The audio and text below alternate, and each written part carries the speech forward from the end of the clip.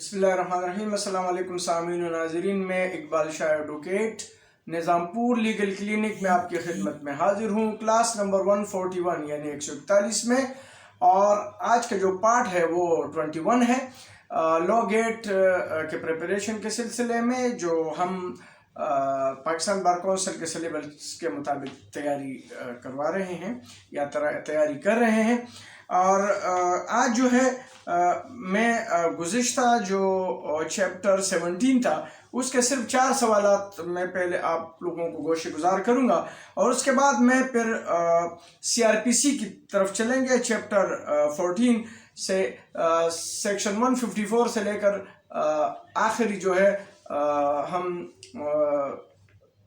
जो अपील है, जजमेंट है, अपील है और बेल एप्लीकेशन तक 497 तक हम जो है इसको डिस्कस करेंगे। तो चलते हैं हम पहले क्वेश्चनियर की तरफ। क्योंकि आपको पता है कि हम हर क्वेश्चन के जो है 3 ऑप्शन देते हैं और इसमें से किसी एक ऑप्शन को हम दुरुस्त करार पाते हैं। और चूँकि यही MCQs और ऑब्जेक्टिव टाइप के सवालात के तरीक़ेकार होते हैं और उसी के मुताबिक हम यहाँ हर क्वेश्चन के 3 जवाबात ऑप्शन के साथ डिस्कस करते हैं और किसी और तीनों में से किसी एक को हम सही और दुरुस्त गर्दानते हैं। तो चलते हैं हम पहले क्वेश्चन की तरफ। और पहला क्वेश्चन है, under which section criminal trespass is discussed. Option number 1 है सेक्शन 440, ऑप्शन नंबर 2 है सेक्शन 441, ऑप्शन नंबर 3 है सेक्शन 443। तो आपका जवाब है ऑप्शन नंबर 1 सेक्शन 440 यानी 440 में जो है वो क्रिमिनल ट्रेसपास को डिस्कस किया गया है। इसी तरह क्वेश्चन नंबर 2 है section 442 section 442 deals with house trespass. Option होंगे ट्रू फॉल्स, तो आपका जवाब होगा ट्रू। बिल्कुल, जो सेक्शन 442 है वो डील करता है हाउस ट्रेसपास के हवाले से। क्वेश्चन नंबर 3 है which section provide punishment for criminal trespass. अब जो क्रिमिनल ट्रेसपास है वो कौन से सेक्शन जो है उसमें जो पनिशमेंट है वो प्रोवाइड करता है। तो 3 ऑप्शन है। ऑप्शन नंबर 1 है सेक्शन 447, ऑप्शन नंबर 2 है सेक्शन 445, ऑप्शन नंबर 3 है सेक्शन 446। तो आपका जवाब होगा ऑप्शन नंबर 1 सेक्शन 447 यानी 447। इसी तरह हम क्वेश्चन नंबर 4 की तरफ बढ़ते हैं। Section 448 deals with punishment for house trespass. जवाब है ट्रू फॉल्स, तो आपका ऑप्शन ट्रू फॉल्स है, तो आपका ऑप्शन है ट्रू। बिल्कुल, जो सेक्शन 448 है वो डील करता है पनिशमेंट फॉर हाउस ट्रेसपास। अब हम ये 4 सवाल तो खत्म हुए। अब हम CRPC की तरफ आते हैं, जो पार्ट 5 है और चैप्टर जो है वो 14 से ऑनवर्ड हम जाएंगे। और इसमें जो तमाम CRPC के हमें जो चैप्टर दिए गए हैं वो चैप्टर 1 से लेकर चैप्टर 1 है, चैप्टर 5 है, चैप्टर 7 है, चैप्टर 8 है, चैप्टर 10 है, चैप्टर 11 है, चैप्टर 14, चैप्टर 16, चैप्टर 17, 31 और चैप्टर 39। ये सब में से हम एक 2 सवाल जो हैं वो हम डिस्कस करेंगे और आज जो है हम CRPC को भी कंप्लीट कर लेंगे। तो चलते हैं अब CRPC की तरफ। तो इसका पहला क्वेश्चन जो है वो इस तरीके से है कि under which section FIR may be reduced into writing in concerned police station under cognizable offense। तो अब यहाँ पर जो है यानी फर्स्ट इंफॉर्मेशन रिपोर्ट जो है उसके हवाले से कि ये कब दर्ज होती है, कौन से सेक्शन के मुताबिक, यानी हरफ आम में FIR कौन से सेक्शन में दर्ज होती हैं। तो उसके लिए ऑप्शन दिया गया होगा। ऑप्शन नंबर 1 है सेक्शन 154, सेक्शन 155 और सेक्शन 156। तो आपका जवाब होगा सेक्शन 154। और क्वेश्चन नंबर 6 है under which section under which section जो रिपोर्ट नॉन कॉग्निजेबल ऑफेंस में बी रिड्यूस इनटू राइटिंग। अब जो है ये तो कॉग्निजेबल ऑफेंस की पहली बात हो रही थी। जो सेक्शन नॉन कॉग्निजेबल रिपोर्ट जो है वो कौन से सेक्शन में जो है उसको रिड्यूस इनटू राइटिंग किया जाता है इन दी कंसर्न पुलिस स्टेशन में। तो ऑप्शन होगा आपके सामने सेक्शन 156, सेक्शन 154 और सेक्शन 155। तो आपका जवाब होगा सेक्शन 155। अब हम क्वेश्चन नंबर 7 की तरफ चढ़ते हैं। Under which section investigation of any cognizable offense may be conducted by any officer in charge of a police station without any order of a magistrate। यानी आसान लफ्जों में तफ्तीश कौन से सेक्शन में होती है? तो आपके 3 ऑप्शन दिए गए हैं, सेक्शन 156, सेक्शन 157 और सेक्शन 154। तो आपका जवाब होगा सेक्शन 156 में इन्वेस्टिगेशन होती है। क्वेश्चन नंबर 8 है, under which section examination of witness be collected by the IO of the case. यानी आईओ जो एग्जामिन करते हैं गवाहान को, वो कौन से सेक्शन में, जिससे हरफ आम में हम 161 का बयान बोलते हैं।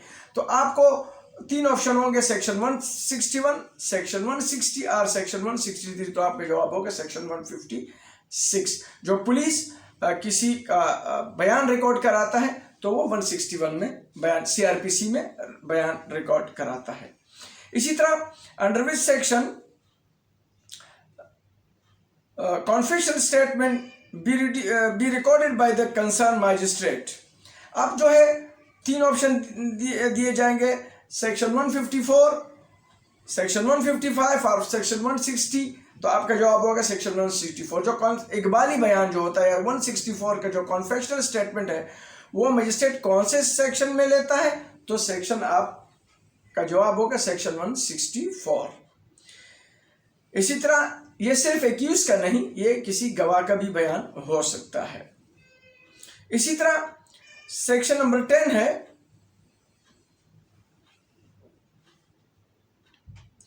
Under which section release of accused be made effective when evidence defect are insufficient। अगर इन्वेस्टिगेशन के दौरान एक्यूज के अगेंस्ट एविडेंस इनसफिशिएंट आते हैं तो इसके खिलाफ कौन सा सेक्शन लगता है? सेक्शन आपको 3 ऑप्शन देंगे, सेक्शन 169, सेक्शन 168 और सेक्शन 161 सीआरपीसी। तो आपका जवाब होगा सेक्शन 169 सीआरपीसी। इसमें पुलिस को भी एक रिपोर्ट दे देते हैं कि इसके खिलाफ इनसफिशिएंट रिपोर्ट है, फिर मजिस्ट्रेट के कोर्ट में रिपोर्ट सबमिट होती है, उसके बाद मजिस्ट्रेट जो है उस पर ऑर्डर करता है। लेकिन ज़रूरी नहीं है कि मजिस्ट्रेट पुलिस ओपिनियन से एग्री करे, वो डिसएग्री भी कर सकते हैं। इसी तरह क्वेश्चन नंबर 11 है, under which section case to be sent under which section case to be sent to magistrate which evidence is sufficient। अब तो पहले insufficient कहते हैं, अब अगर sufficient है तो फिर वो कौन से सेक्शन में जो है वो भेजते हैं, मजिस्ट्रेट के कोर्ट में भेजे जाते हैं। तो वो है सेक्शन, आपको 3 ऑप्शन देंगे, सेक्शन 170, सेक्शन 169 और सेक्शन 171। तो आपका जवाब होगा सेक्शन 170 सीआरपीसी। और क्वेश्चन नंबर 12 है, under which section police report may be submitted in the concerned magistrate or in the court of magistrate, concerned magistrate or in the court of law। अब police report जो होता है, जिसे हम आरफाम में चालान बोलते हैं या चार्जशीट बोलते हैं, जिसे आप पुलिस रिपोर्ट बोलते हैं, वो कौन से सेक्शन में सबमिट होती है? तो आपके लिए 3 ऑप्शन होंगे, सेक्शन 173, सेक्शन 170 और सेक्शन 172। तो आपका जवाब होगा सेक्शन 173 सीआरपीसी। इसी तरह क्वेश्चन 13 है, under which section inquest report में बी सबमिटेड। जो इंक्वेस्ट रिपोर्ट होगा, कभी कभार ऐसा होता है कि कहीं कत्ल हो जाता है या कोई डेड बॉडी पाई जाती है और कभी कोई खुदकुशी कर लेता है, तो उस पर एक रिपोर्ट दी जाती है कि ये इंक्वेस्ट रिपोर्ट है, वो किस किस्म की बॉडी पड़ी हुई थी, उसकी पूरी जो सूरत हाल है वो उसका पूरा एक वो दिया जाता है। इंक्वेस्ट रिपोर्ट बॉडी का पूरा स्ट्रक्चर, उसकी तस्वीर और सब चीज़ें लिख के दी जाती हैं। तो कौन से सेक्शन में है? तो वो आपको 3 ऑप्शन होंगे कि सेक्शन 174, सेक्शन 173 और सेक्शन 172। तो आपका जवाब होगा सेक्शन 174 सीआरपीसी। अब हम क्वेश्चन नंबर 14 की तरफ बढ़ते हैं। Under which section complaint to magistrate may be made. अब जो प्राइवेट कंप्लेंट है, आसान लफ्जों में, वो मजिस्ट्रेट के कोर्ट में कौन से सेक्शन में होता है? तो आपको सेक्शन ऑप्शन दिए होंगे कि सेक्शन 200 सीआरपीसी और सेक्शन 199 और सेक्शन 190 सीआरपीसी, तो आपका जवाब होगा सेक्शन 200 सीआरपीसी। यानी अगर किसी का कोई एफआईआर दर्ज नहीं होता या वो प्राइवेटली भी कोई प्राइवेट कंप्लेंट भी करना चाहते हैं, प्राइवेटली कोई केस दाखिल कराना चाहता है उसके खिलाफ, तो वो सेक्शन 200 में मजिस्ट्रेट कोर्ट में दाखिल कर सकते हैं। लेकिन ये जहन में रख लेना कि अगर वो ट्रायल मजिस्ट्रेट का होगा तो अपने पास रखेगा, अगर वो सेशन कोर्ट होगा तो सेशन को भेजेगा। इसी तरह क्वेश्चन नंबर 15 है, under which section magistrate issue process in private complaint. अगर वो इंक्वायरी आ जाती है, वो दुरुस्त करार पाते हैं, तो कौन से सेक्शन में प्रोसेस, क्योंकि केस चलाना भी तो है, तो फिर उसको प्रोसेस कौन से सेक्शन में इशू होते हैं। आपको 3 ऑप्शन दिए जाएंगे, सेक्शन 204, सेक्शन 202 और सेक्शन 203 सीआरपीसी। तो आपका जवाब होगा ऑप्शन नंबर 1 सेक्शन 204। अब सेक्शन 16 है, under which section magistrate may dispense with personal attendance of any accused. अब किसी भी एक्यूज का पर्सनल अटेंडेंस जो है वो डिस्पेंस करता, माफ कर सकता है कि एक्यूज के हवाले से। तो आपको 3 ऑप्शन देंगे, सेक्शन 205, सेक्शन 204 और सेक्शन 203 सीआरपीसी। तो आपका जवाब होगा सेक्शन 205 सीआरपीसी। अब क्वेश्चन 17 है, अच्छा ये वही सवाल है जो पहले बोल चुका हूं, ये अब दोहरा रहा हूं। Under which section magistrate transfer case if the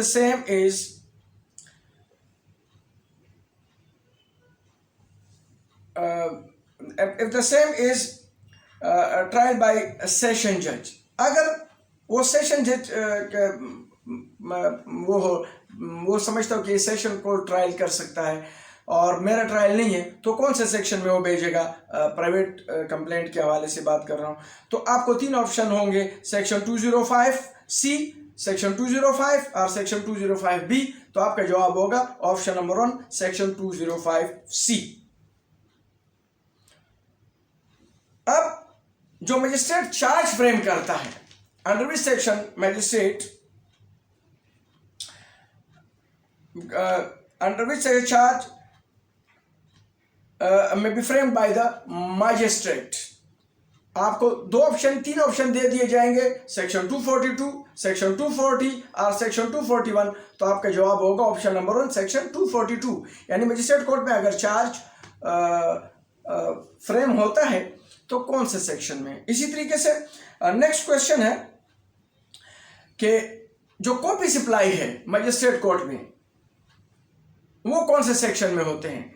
तो आपको ऑप्शन इसी तरह दिए जाएंगे, सेक्शन 241 ए, 241 सेक्शन 241, सेक्शन 240, सेक्शन 242। तो आपका जवाब होगा सेक्शन 241। ये क्वेश्चन पहले आना चाहिए था लेकिन मैंने बाद में कर दिया, लेकिन आपको ज़हन में होना चाहिए कि 241 में कॉपी सप्लाई होती है और 242 में चार्ज फ्रेम होता है मजिस्ट्रेट कोर्ट में। इसी तरह नेक्स्ट क्वेश्चन है, under which section magistrate has power to stop the proceeding of any case. कौन से केस में उसमें जो है वो अगर वो समझता है कि ड्यूरिंग ट्रायल वो समझे कि चार्ज ग्राउंडलेस हैं और इसमें there is no probability of conviction, इसमें कोई सजा नहीं हो सकती है और वेस्टेज ऑफ टाइम है, तो वो उसी वक्त केस को स्टॉप कर देंगे। तो आपको 3 ऑप्शन दिए जाएंगे, सेक्शन 249, सेक्शन 249 ए और सेक्शन 250। तो आपका जवाब होगा सेक्शन 249। अब इसके बाद जो सेक्शन वो ये है, under which section magistrate has power to acquit the accused at any stage during trial. तो आपका जवाब, आपको 3 ऑप्शन दिए जाएंगे, सेक्शन 249 ए, सेक्शन 250 और सेक्शन 251। तो आपका जवाब होगा सेक्शन 249 ए। वो पहले में तो स्टॉप करना है, अब ये है कि एक्विट ही कर लेते हैं कि ये एक्यूज के खिलाफ जो चार्ज है ग्राउंडलेस है और इसमें कोई सजा की तुक बनता नहीं है, इसमें कोई प्रोबेबिलिटी नहीं है नियर फ्यूचर में, या अगर चलाया भी जाए तो इसलिए इसको ट्रायल के दौरान ही एक्विट कर दिया जाए। तो वो 249 ए में। इसी तरह अगर हम आगे बढ़ते हैं कि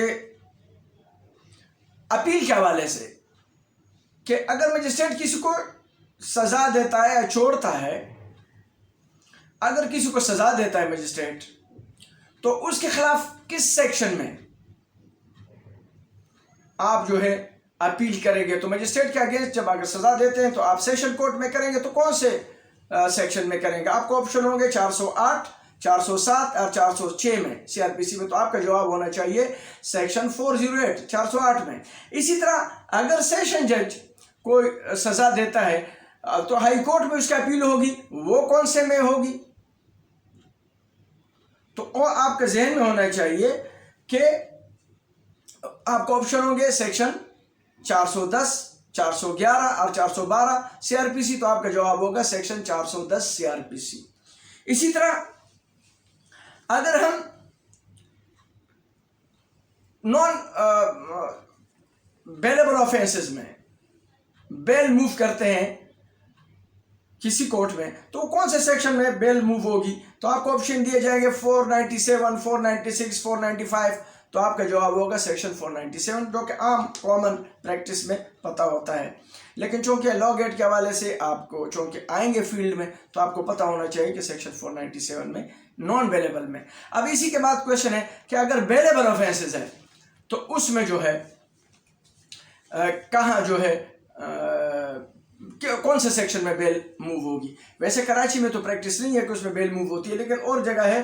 तो आपको ऑप्शन दिए जाएंगे सेक्शन के 496, 495 और 497। तो आपका जवाब होना चाहिए 496। तो ये बेलेबल ऑफेंस में जो है बेल मूव होती है, जिसमें बेल दी जाती है। इसी तरीके से रिवीजन के जो सेक्शन है वो 435 भी है और सेक्शन 439 भी है।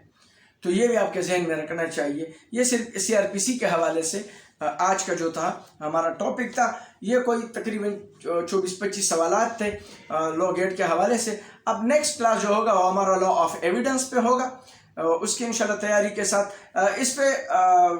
उस पे इंशाल्लाह नेक्स्ट क्लास में हम तब आजमाई करेंगे। आज के लिए इतना ही, इजाज़त चाहता हूँ। अल्लाह।